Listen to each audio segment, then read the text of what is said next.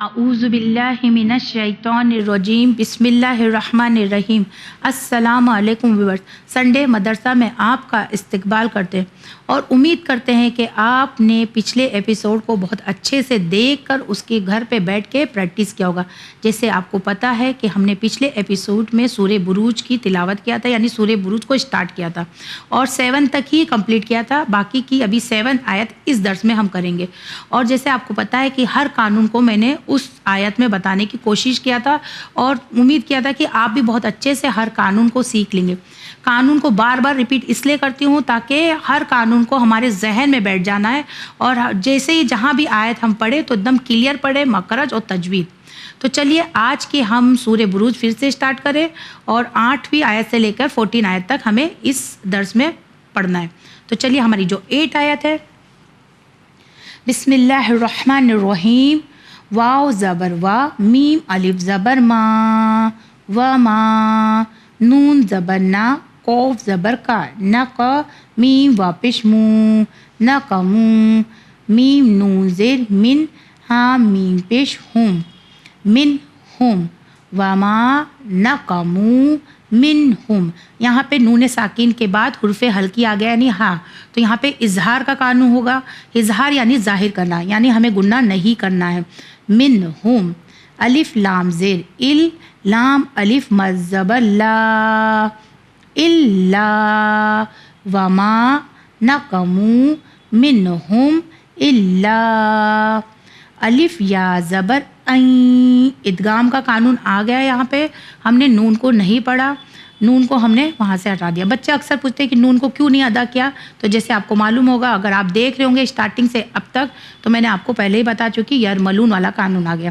الف یا زبر این، یا حمزہ پیش یو، این یو، میم زیر می، این یو می، نون واو پیش نو، این یو می نو، وما نقمو منہم الا ان یؤمنوا، با لام زیر بل، لام کھڑا زبر لا، باللہ، ہا لام زیر ہل، باللہ، جس طرح سے آپ نے دیکھا یہاں پر ہم نے باللہ یعنی ہم نے لفظ اللہ کو موٹا ادا نہیں کیا ہے، کیونکہ اگر لفظ اللہ سے پہلے اگر زیر آ جاتا ہے تو لفظ اللہ کو ہم باریک آواز میں ادا کریں گے۔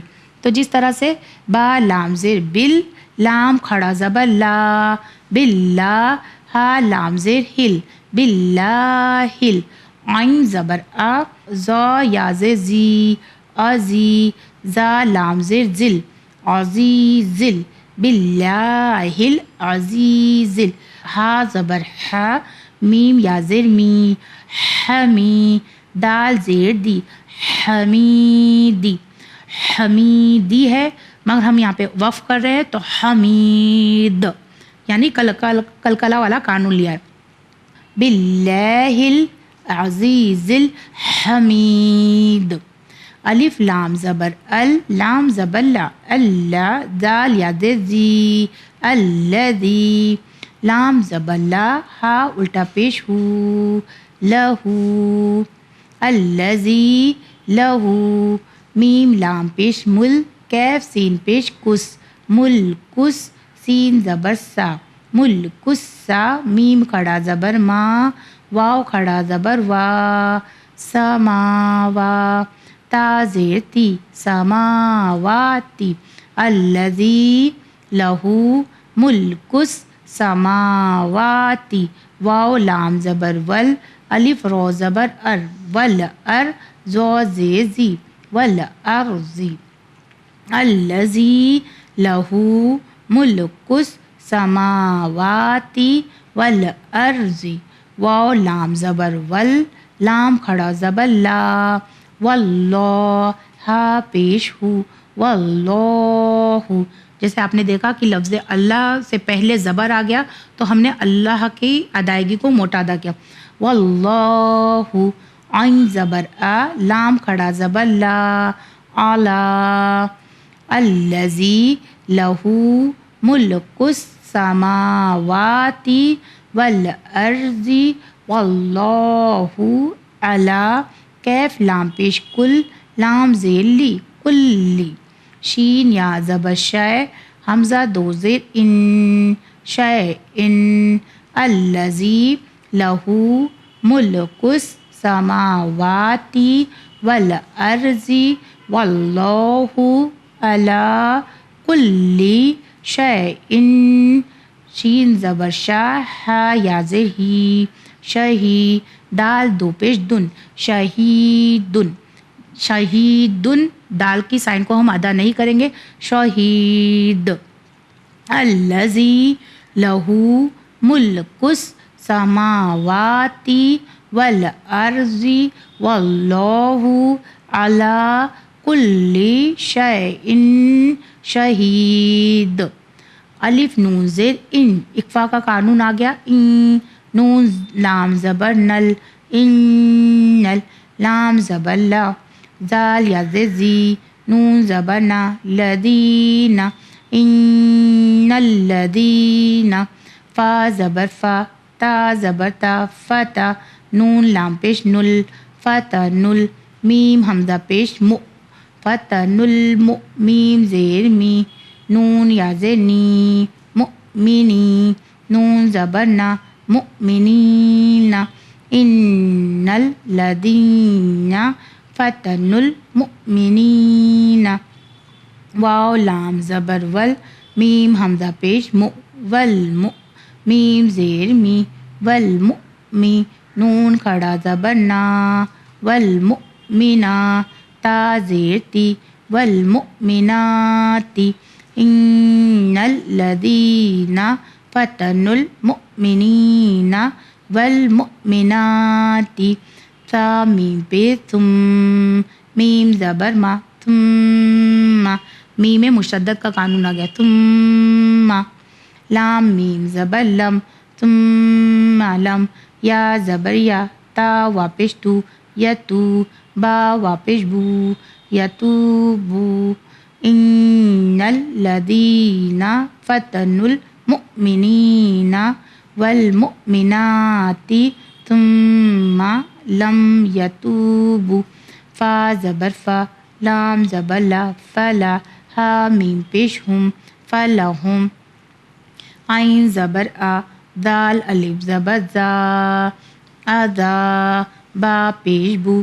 عذابو، جیم زبر جا، ہا نون زبر ہن، جہن، نون زبر نا، جہن، میم زبر ما، جہنم، واو زبر وا، لام زبر لا، ولا، ہا میم پیش ہم، ولہم، عین زبر آ، دال الف زبر زا، آذا، با لام پیش بل، عذابل، ح زبر ح، رو یا زر ری، حری، قوف زیر کی، حریکی، حریکی، حریکو، ان الذین فتنوا المؤمنین والمؤمنات ثم لم یتوبوا فلہم عذاب جہنم ولہم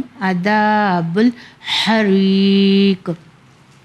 ہماری جو 11 آیت ہے، الف نون زیر ان، نون لام زبر نل، انل، لام زبر لا، دال یا دی، لدی، نون زبر نا، لدین، الف کھڑا زبر آ، میم زبر ما، آم، نون واپش نو، آمنو، واو زبر وا، عین زبر آ، و آ، میم زیر می، و آمی، لام سواد پیش لس، و امی لس، سود کھڑا زبر سو، لام زیر لی، سولی، ہا کھڑا زبر ہا، صالحہ، تا زیر تی، صالحاتی، ان الذین آمنوا وعملوا الصالحات، لام زبر لا، ہا میم پیش ہم، لہم، جیم نون زبر جن، نون کھڑا زبر نا، جنہ، تا دو پیش تن، جناتن، تا جیم زبر تج، رو یا زیر ری تجری، میم نون زیر من تجری من، تا ہا زبر تح تا زیر تی تحتی، ہا لام زبر حل تحتی حل، الف نون زبر ان، ہا کھڑا زبر ہا انہا، رو پیش رو انہارو، وف مطلق آ گیا تو انہار، دال کھڑا زبر دا، لام زیر لی دالی، کیف لام زبر کل ذالکل، فا واو زبر فو، زا لام پیش ذل فوزل، کیف زبر کا، با یا زیر بی کبی، رو پیش رو کبیرو کبیر، ان الذین آمنوا وعملوا الصالحات لهم جنات تجری من تحتها الانہار ذالک الفوز الکبیر۔ ہماری جو 12 والی آیت ہے، الف نون زیر ان، نون زبر نا ان، با تو زبر بت، شین زبر شا بت شا، رو با زبر رب با زیر بی ربی، کیف زبر کا ربی کا، انا بطشا ربک، لام زبر لا شین زبر شا لشا، دال یا زید دی لشدی، دال دو پیش دن لشدیدن لشدید، وقف کے بنا پر۔ ہماری جو 13 والی آیت ہے، الف نون زیر ان، نون زبر نا ان، ہا الٹا پیش ہو انہو، ہا پیش ہو، واو زبر وا ہوا انہو ہوا، یا با پیش یوب، دال زیر دی یبدی، حمزہ پیش او یبدئو، انہو ہوا یبدئو، واو زبر وا یا پیش یو و یو، عین یا زیر ای و یو ای، دال پیش دو و یو ایدو و یو اید، یہاں پہ ہم نے اسٹاپ کیا یعنی وقف کیا، واو زبر وا، ہا پیش ہو و ہو، واو لام زبر ول و ہو ول، غین زبر غو، فا وا پیش فو غفو، رو لام پیش رل غفور رل، واو زبر وا، دال وا پیش دو ودو، دال پیش دو ودودو، مگر ہم وقف کر رہے تو ودود۔ جیسے کہ آپ نے دیکھا کہ کس طرح سے ہم نے ہر آیت کو الگ پڑھا ہے۔ اب ایک ساتھ پڑھیں گے، بسم اللہ الرحمن الرحیم، وَمَا نَقْمُوا مِنْهُمْ إِلَّا أَنْ يُؤْمِنُوا بِاللَّهِ الْعَزِيزِ الْحَمِيدِ الَّذِي لَهُ مُلْكُ السَّمَاوَاتِ وَالْأَرْضِ وَاللَّهُ عَلَى كُلِّ شَيْءٍ شَهِيدٌ، إن الذين فتنوا المؤمنين والمؤمنات ثم لم يتوبوا فلهم عذاب جهنم ولهم عذاب الحريق، إن الذين آمنوا وعملوا الصالحات لهم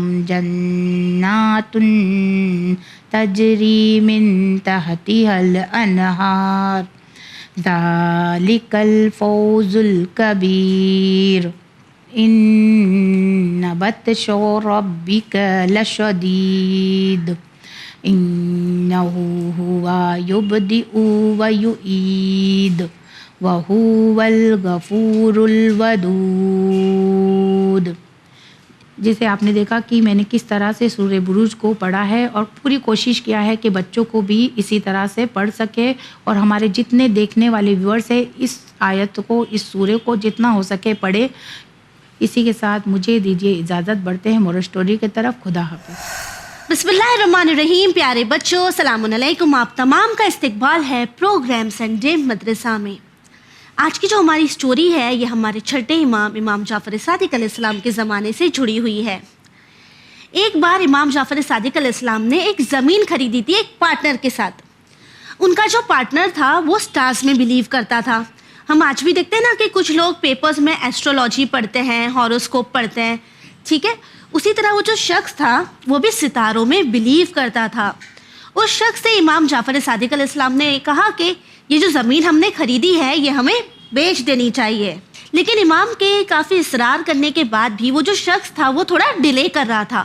اس کی وجہ یہ تھی کہ وہ جو ستارے دیکھتا تھا اس کے حساب سے وہ رائٹ ٹائم نہیں تھا اس زمین کو بیچنے کا۔ لیکن کچھ دنوں بعد وہ امام کے پاس آتا ہے اور امام سے کہتا ہے کہ اب ہم اس زمین کو بیچ سکتے ہیں۔ امام نے کہا ٹھیک ہے چلو بیچ دیتے ہیں۔ پھر اس کے بعد اس زمین کے 2 حصوں کے حساب سے چٹ چھڑائی گئی کہ کون سا حصہ کس کے نصیب میں آتا ہے۔ اب وہ جو شخص تھا جو ستاروں میں بلیو کرتا تھا وہ شیور تھا کہ وہ جو ٹائم ہے وہ اچھا ہے، زمین بیچ دینی چاہیے، تو اسے لگا کہ پروفیٹیبل حصہ اسے ملے گا۔ لیکن کچھ ایسا ہوا کہ جو زمین کا بہتر حصہ تھا جس میں زیادہ پروفٹ تھا اس میں امام جعفر صادق علیہ السلام کا نام آیا اور وہ مایوس ہو گیا اور وہ یہ سوچنے لگا کہ میں نے تو ستارے دیکھے، پہلے اتنا ڈیلے کیا کہ جب صحیح وقت آئے گا میں تب اس زمین کو بیچوں گا، لیکن پھر بھی میرے نصیب میں اچھا حصہ نہیں آیا، اور وہ مایوس ہو کے بیٹھ گیا۔ جب امام نے اس شخص کو مایوس دیکھا تو امام اس کے پاس گئے اور امام نے پوچھا کہ کیا ہو گیا، تم اتنے اداس کیوں نظر آ رہے ہو؟ اس نے امام سے کہا میں نے اتنی کوششیں کی، ستارے دیکھے، اتنا انتظار کیا، لیکن پھر بھی میرے حصے میں پروفیٹیبل جو پارٹ تھا زمین کا وہ نہیں آیا، ایسا کیوں ہوا؟ امام نے بتایا کہ جب میں گھر سے نکلا تھا اور میں نے اس کام کرنے کا ارادہ کیا تو میں نے سب سے پہلے صدقہ نکال دیا، اور جب آپ کسی بھی چیز کو کرنے سے پہلے یا دن کی شروعات میں صدقہ نکال دیتے ہو تو اس دن میں جو بھی برا کچھ ہونے والا ہوتا ہے وہ اس صدقے کی برکت سے ٹل جاتا ہے، تاکہ صدقہ ہماری حفاظت کرتا ہے۔ اب جب امام نے اس شخص کو صدقے کے بارے میں بتایا تو وہ شخص سمجھ گیا کہ ہمیں اللہ پر بھروسہ کرنا چاہیے اور ساتھ ہی ان چیزوں پر بھروسہ کرنا چاہیے جو ہمیں پروردگار عالم نے رسول اور آل رسول صلی اللہ علیہ وآلہ وسلم کے ذریعے سمجھایا ہے۔ تو پیارے بچوں آپ مجھے بتائیے، آپ سوچیں گے کہ ہم تو بچے ہیں، ہم تھوڑی زمین خریدنے جاتے ہیں یا ہم تھوڑی بزنس کرتے ہیں، اس میں ہم کیا سیکھ سکتے ہیں؟ ہم بہت کچھ سیکھ سکتے ہیں۔ کافی بار ایسا ہوتا ہے نا، ہم پلے گراؤنڈ میں کھیلنے جاتے ہیں اور گر جاتے ہیں، لیکن اگر آپ صدقہ نکالیں تو صدقہ آپ کی حفاظت کر سکتا ہے۔ بلکہ میں یوں کہوں کہ آپ دن کی شروعات ہی صدقہ نکال کے کریں تاکہ اگر کچھ برا ہونا ہو تو وہ برائی ٹل جائے۔ اسی طرح اگر ہم نیت کریں کہ ہمیں سفر پہ جانا ہے، ابھی جو سمر ویکیشنز چل رہے ہیں نا، ہم سارے گھومنے جاتے ہیں رائٹ، تو ہم کہیں بھی جائیں ہمیں کوشش کرنی چاہیے کہ ہم صدقہ نکال کر جائیں تاکہ صدقہ ہماری حفاظت کرتا ہے۔ اور اگر ساتھ ہی آپ دیکھ رہے ہیں کہ آپ کے گھر میں آپ کے بڑے ہیں، کوئی بات کر رہے ہیں، ٹھیک ہے، وہ کچھ خریدنا چاہتے تو آپ چھوٹے چھوٹے ہیں، ویسے ہم تو بڑوں کے بیچ میں نہیں بولتے نا، لیکن ہم ایک اچھا چھوٹا سجیشن تو دے ہی سکتے ہیں کہ ہمیں کوئی بھی نئی چیز صدقہ نکال کے کرنی چاہیے۔ اور ساتھ ہی آپ یہ بھی کہہ سکتے ہیں کہ یہ ہم نے پروگرام سنڈے مدرسہ میں سیکھا تھا۔ بچوں میں امید کرتی ہوں کہ اب سے آپ جب بھی جہاں بھی جائیں گے، بلکہ جب بھی صبح میں اٹھیں گے تو آپ صدقہ ضرور نکالیں گے۔ اسی کے ساتھ دیکھتے ہیں کہ سسٹر فاطمہ آپ کے لیے کیا لے کے آئی ہیں۔ پیارے بچوں السلام علیکم، ہم بات کر رہے ہیں سنڈے مدرسہ میں امام محمد باقر علیہ السلام کی۔ ہم سب جانتے ہیں ہر امام کے زمانے میں ایک ظالم بادشاہ رہا جس نے امام کو بہت ستایا ہے یا ظلم و جور کیے ہیں۔ امام علیہ السلام کے زمانے میں بھی ایک بادشاہ تھا جس کا نام تھا ہشام ابن عبد الملک۔ یہ امام سے بہت ہی زیادہ بغض رکھتا تھا اور اسے امام بالکل پسند نہیں تھے۔ ایک دن یوں ہوا کہ یہ اپنی زندگی کے آخری دور میں حج پر گیا، اور اسی سال امام جعفر صادق علیہ السلام اور امام محمد باقر علیہ السلام بھی حج پر گئے۔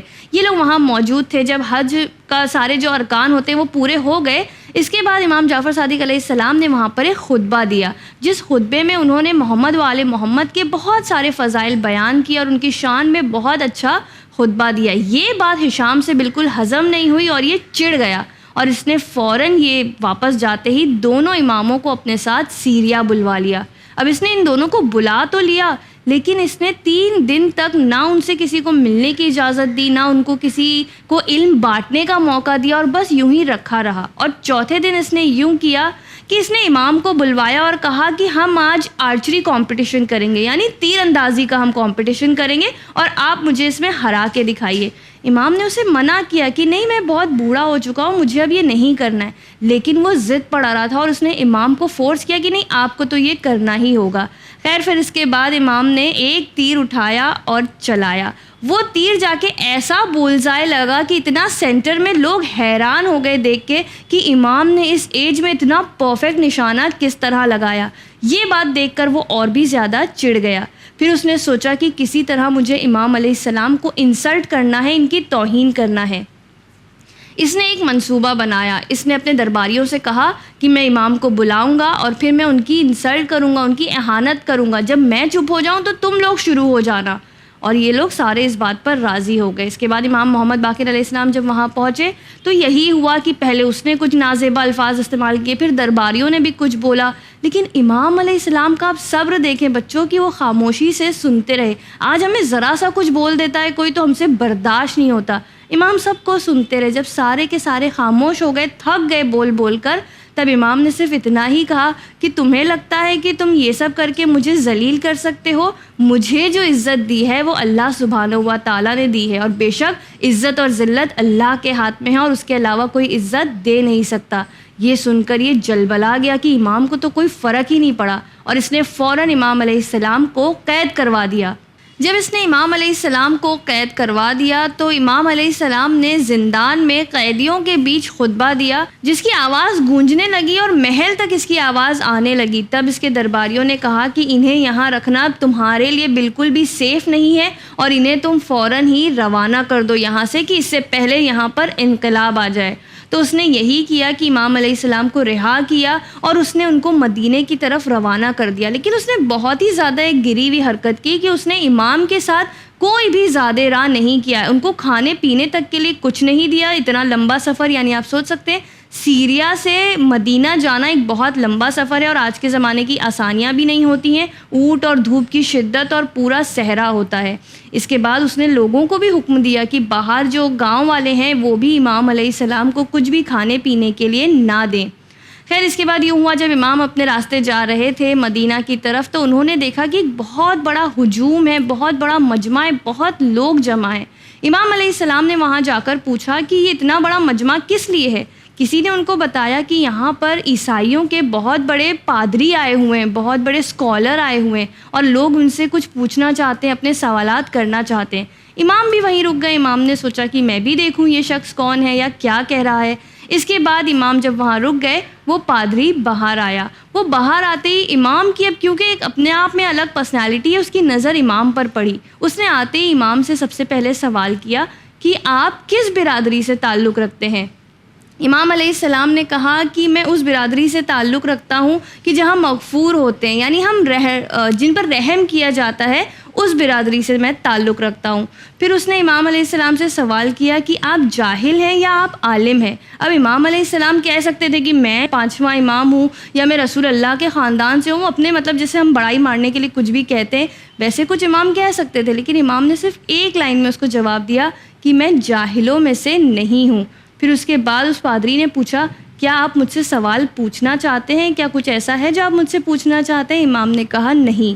پھر اس نے پوچھا کیا میں آپ سے کچھ پوچھ سکتا ہوں؟ تو امام نے کہا ہاں تم پوچھ سکتے ہو. اس کے بعد ان دونوں کی بہت ہی خوبصورت کانورسیشن ہے, لیکن کیونکہ ہمارے ٹائم میں گنجائش نہیں ہے اور ہمارا وقت یہاں ختم ہو چکا ہے تو میں اس کانورسیشن کو یہیں روکتی ہوں. آپ ہمارے اگلے ایپیسوڈ میں ضرور دیکھیے کہ دونوں کے بیچ کیا کانورسیشن ہوئی اور اس کے بعد اس کا کیا نتیجہ نکلا. ابھی مجھے دیجیے اجازت, دیکھتے ہیں سسٹر سکینہ ہمارے لیے کون سے سورے کی تفسیر لائی ہیں. السلام علیکم بچوں. آج کے ایپیسوڈ میں ہم سورہ ملک کی تفسیر کو ڈسکس کر رہے ہیں. سورہ ملک قرآن کا 67 نمبر کا سورہ ہے اور یہ سورہ آپ کو 29 پارے میں ملے گا. یہ ایک مکی سورہ ہے, یعنی یہ سورہ مکے میں نازل ہوا تھا اور اس میں ٹوٹل 30 آیتیں ہیں. تو آئیے آج کی تفسیر کو سٹارٹ کرتے ہیں. بسم اللہ الرحمن الرحیم. آیت نمبر 1, تبارک الذی بیدہ الملک وہو علی کل شیء قدیر. اس آیت میں اللہ فرما رہا ہے بابرکت ہے وہ ذات جس کے ہاتھوں میں سارا ملک ہے اور وہ ہر شے پر قادر اور مختار ہے. تو پہلی آیت میں خداوند عالم خود کی ذات کی تعریف کر رہا ہے, ہمیں بتا رہا ہے کہ کتنی بابرکت ذات خدا کی اور وہ تمام ملک پہ اور ہر چیز جو خدا نے بنایا ہے اس پہ قادر ہے. آیت نمبر 2 الذی خلق الموت والحیات لیبلوکم ایکم احسن عملا وہو العزیز الغفور۔ سیکنڈ آیت میں اللہ فرما رہا ہے اس نے موت اور حیات کو اس لیے پیدا کیا ہے تاکہ تمہاری آزمائش کرے کہ تم میں اچھے عمل کے اعتبار سے سب سے بہتر کون ہے، اور وہ صاحب عزت بھی ہے اور بخشنے والا بھی ہے۔ تو سیکنڈ آیت میں اللہ فرما رہا ہے کہ خدا نے زندگی اور موت کو خلق کیا ہے۔ یہاں پہ ورڈ خلق یوز ہوا ہے، یعنی خدا نے زندگی اور موت کو بنایا ہے۔ موت از ناٹ این اینڈ، وہ ایک الگ بگننگ ہے۔ جیسے ہماری لائف ایک نیو بگننگ ہوتی ہے، اسی طرح ڈیتھ کے بعد بھی ایک نیو لائف ہماری سٹارٹ ہوتی ہے۔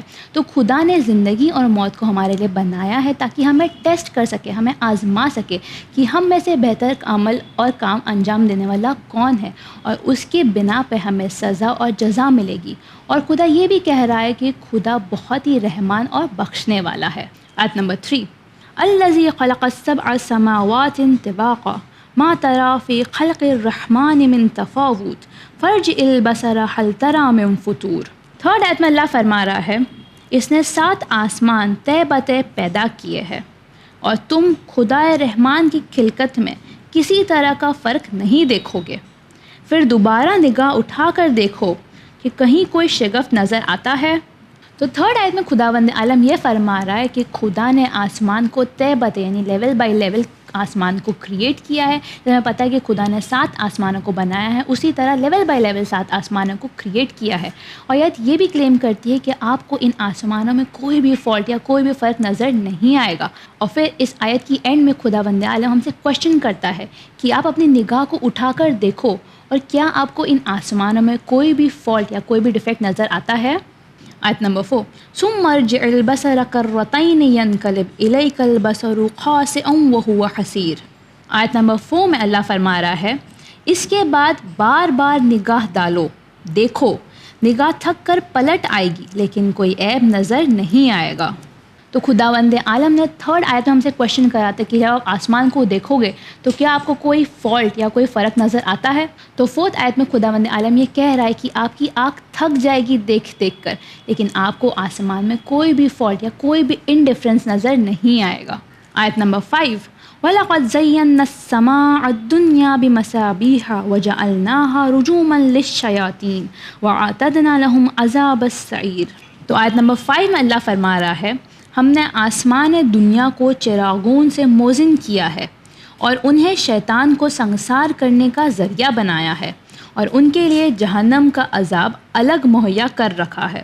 تو اس آیت میں اللہ فرما رہا ہے کہ خدا نے اس دنیا کے آسمانوں کو چراغوں سے روشن کیا، یعنی سن، مون، سٹارز کے ذریعے اس دنیا کو برائٹن اپ کیا ہے، اور یہ بھی کہا ہے کہ شیطان کو سنگسار کرنے کا یہ طریقہ ہے، یعنی جب شیطان بھی خدا کی اس پرفیکٹ خلقت کو دیکھتا ہے تو وہ خود جانتا ہوگا کہ وہ کس کے خلاف ہے۔ اور اللہ نے یہ بھی کہا ہے کہ آخرت میں الگ سے عذاب جو ہے آلریڈی ریڈی ہوا ہے شیطان کے لیے۔ تو ہم اس سورہ سے کیا سیکھتے ہیں؟ ہم پہلی 5 آیتوں میں سے کیا سیکھتے ہیں؟ خدا نے ہمیں کہا ہے کہ خدا نے زندگی اور موت کو خلق کیا ہے، اور خلق کرنے کا مطلب ہوتا ہے کریٹ کیا ہے۔ اکثر ہم سنتے ہو گے کہ زندگی جینی ہے پھر مر جانا ہے، لوگ ڈی موٹیویٹ ہو جاتے کہ کیا ہی زندگی کے بعد کیا ہی ہوگا۔ لیکن اگر ہم اس آیت کو پڑھ رہے ہیں اور اس کے ترجمے کو جانتے ہیں تو ہمیں ڈی موٹیویٹ نہیں ہونا، کیونکہ ہمیں خداوند عالم کہہ رہا ہے کہ موت کے بعد بھی ایک نیو بگننگ ہے۔ تو ہمیں ہم زندگی کے لیے، اس زندگی کے لیے جو محنت کرتے ہیں، پڑھتے ہیں، سب ہر طرح کی کوشش کرتے ہیں، اسی طرح ہمیں آخرت کی لائف کے لیے بھی یعنی آفٹر لائف کے لیے بھی ہمیں محنت کرنی چاہیے۔ تو آج کے ایپیسوڈ میں بس اتنا ہی۔ آپ ٹیم سنڈے مدرسہ کو دیجیے اجازت اور بنے رہیے چینل